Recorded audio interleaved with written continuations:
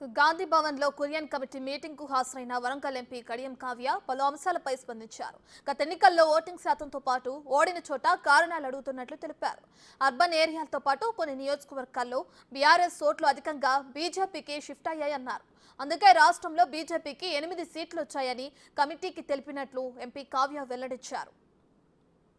ఈ రోజు fact finding committee వాళ్ళు ముగ్గురు సభ్యులతోటి ప్రతి ఒక్క గెలిచిన ఓడిన కాంగ్రెస్ ఎంపీ అభ్యర్థులని ఇవాళ పిలవడం జరిగింది. ప్రతి ఒక్కరికి ఒక హాఫ్ అన్ అవర్ ఇచ్చి గెలవడానికి కారణాలేంటి, ఓడిపోవడానికి కారణాలేంటి, అక్కడ ఉన్న ప్రస్తుత పరిస్థితులు ఏంటి, ఓటింగ్ శాతం ఏంటి, ఎంత మెజారిటీ వచ్చింది, కొన్ని చోట్ల కొన్ని కాన్స్టిట్యున్సీస్లో రానప్పుడు ఎందుకు రాలేదు, ఇట్లాంటి చాలా వివరాలు చాలాసేపు అడగడం జరిగింది. వాటన్నిటికీ కూడా అందరూ సమాధానం చెప్తున్నాము.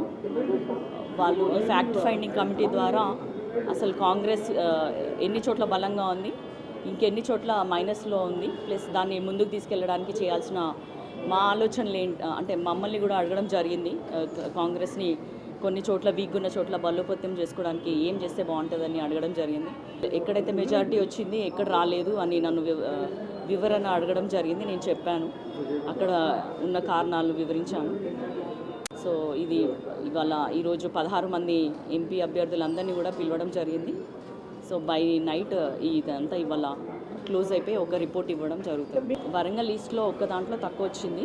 దానికి అక్కడ బీజేపీ ప్రభావితం ఉంది కాబట్టి అర్బన్ ఏరియాస్లో తక్కువ రావడం జరిగింది అని చెప్పడం జరిగింది. బీఆర్ఎస్ ఓట్ షిఫ్టింగ్ మాత్రం జరిగింది, అందుకే బీజేపీకి ఆ మాత్రం 8 సీట్లు రావడం జరిగిందని చెప్పాను. బీఆర్ఎస్ ఓటింగ్ ఎందుకు షిఫ్ట్ అయింది అని అడిగారు.